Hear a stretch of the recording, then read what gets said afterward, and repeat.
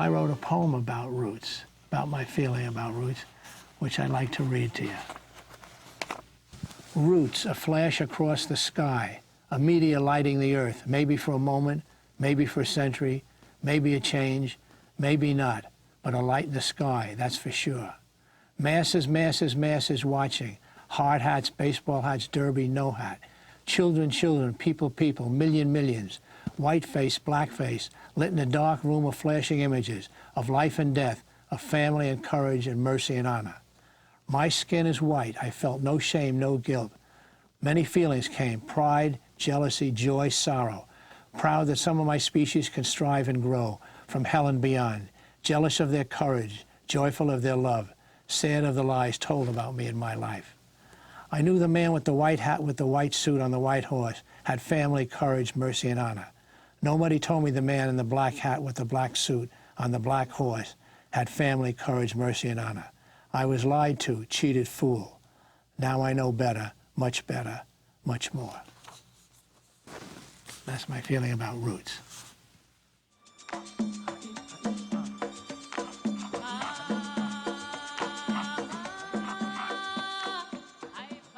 My daughter was just a little baby. My son wasn't even born yet, but she was about 5, and I remember we turned it on the television, and of course when she saw me in the wagon, it was traumatic for her. Mom, it's happening to Mommy, so we quickly took her out of the room. But then we revisited it I'd say about 6 years ago, and it was very interesting because my children, who are not teenagers, they had a lot of questions, and I had to give them a lot of answers. And so that's wonderful, because it's that kind of program where parents and children can interact with each other. I think it's very important for generations to revisit this. I almost think it should be required viewing by schools in terms of history classes, because it's poignant and it tells one man's story, which is the best way to tell any story. It's not a general thing, it's a very specific story. And I think it gives us insight into what was done, and it creates a lot of empathy and compassion, which in this day and age we must revisit and rekindle. The depth of human relationships is what television is all about, good television. And that's what Roots was an extraordinary example of. Humanity. Humanity in people who, 200 years ago in Africa, nobody had bothered to get into their inner feelings, family feelings and things like that. So really, that was the main thing about Roots. Not the authenticity, not the drama, but the humanity. 25 years later, I believe that is still the best material we have that addresses the issue of slavery and slavery in America.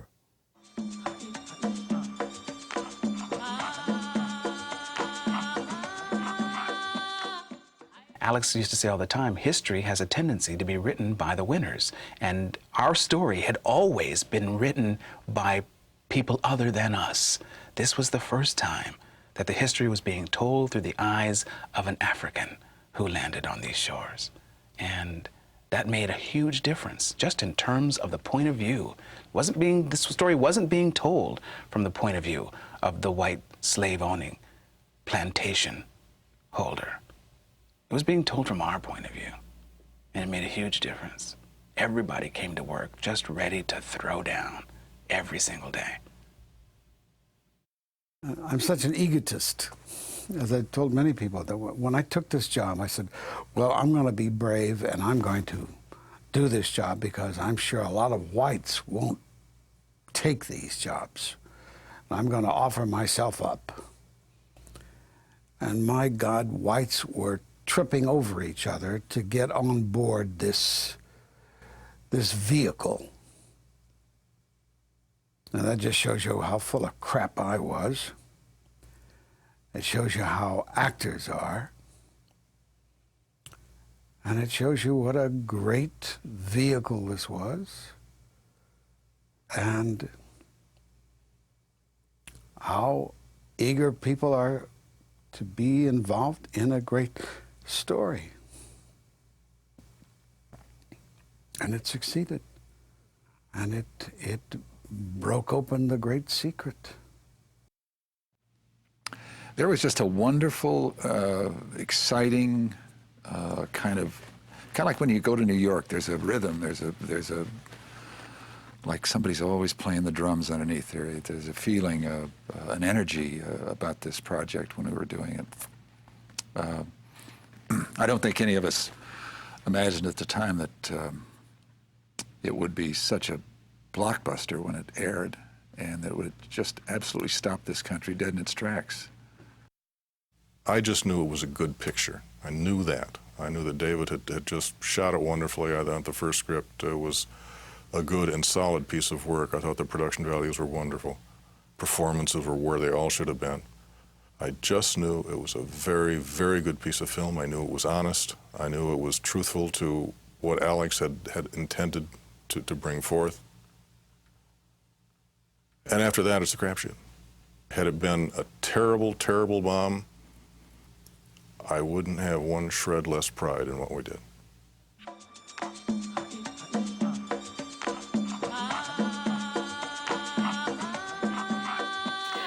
I don't think that anyone really thought of how important it was to find out who your ancestors were.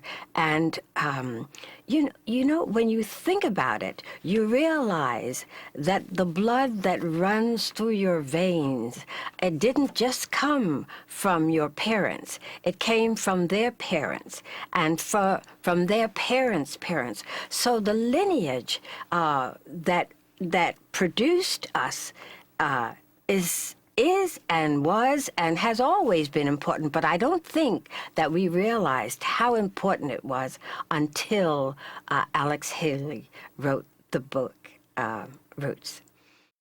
One of my daughter's classes came down to visit, and it sparked conversation, not just in the family, but also in the classrooms as to what we were doing and what we were involved with. I hope that the viewing of Roots to this day sparks those kinds of conversations, because it helped me and my family, and I think it will help any family in the discussion of the history of the United States, the history of slavery, the history of Africa. I'm sure that it will help if Roots is still the catalyst that can open a lot of those doors.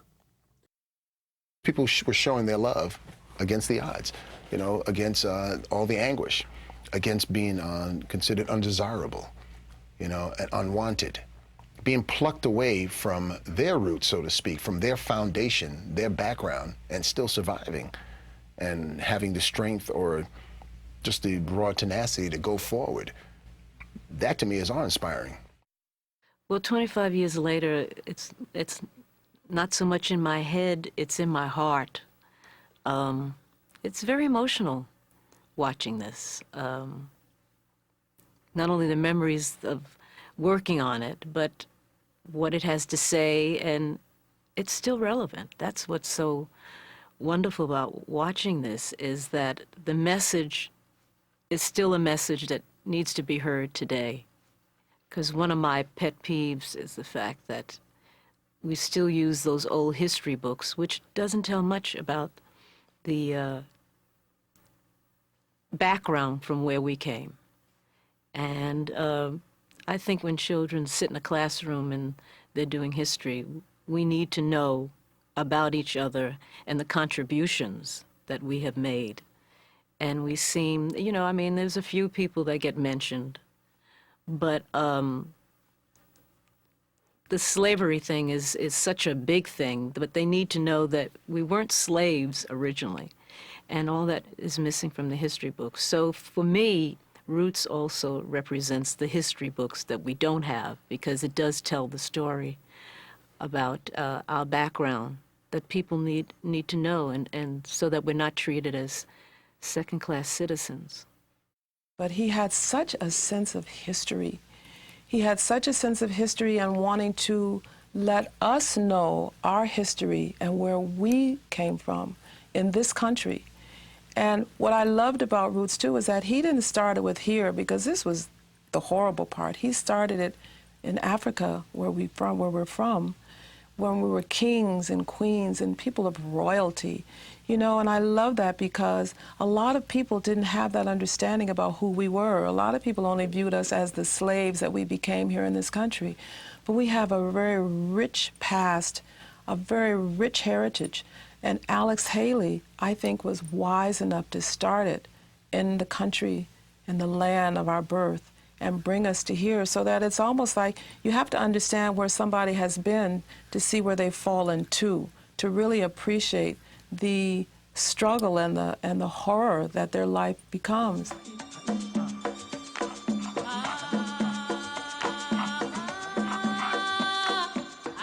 For me, on a lot of personal levels, I can celebrate the fact that I was part of something that was very, very important in television's history and in the country's history. Unfortunately, the standard of excellence that was raised to such a phenomenal level by the writings of Alex Haley, the works of David Wolper, that bar is now descended appreciably.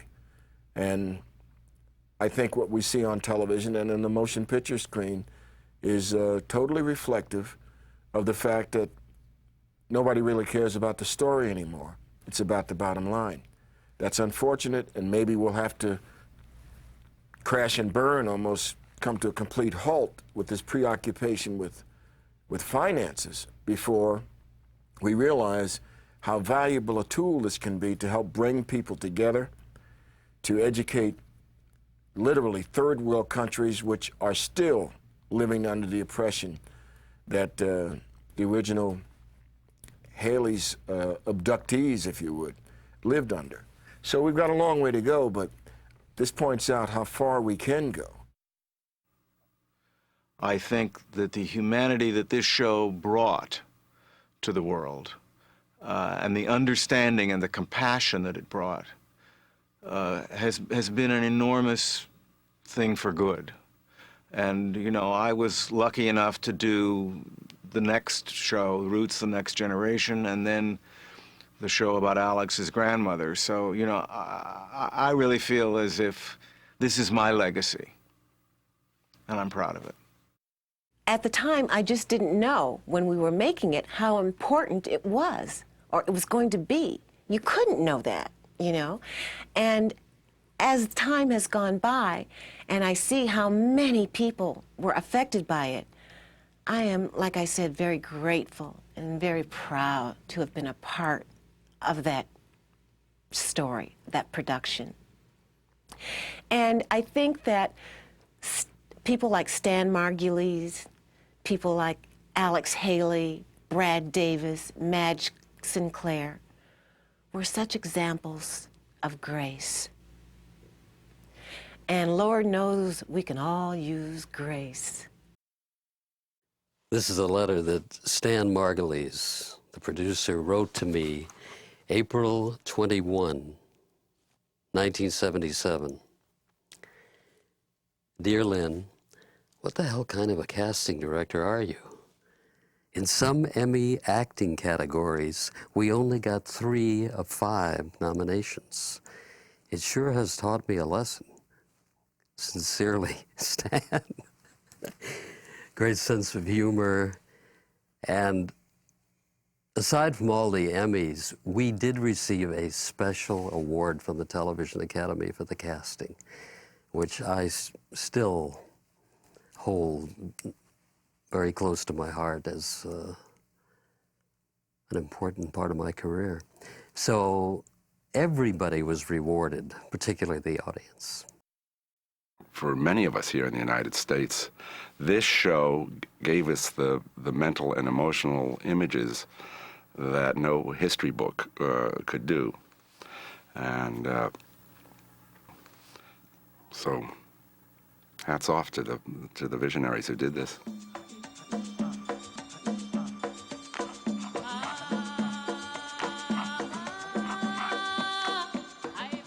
My first impression of him was what a wonderful, warm-hearted, loving person he was.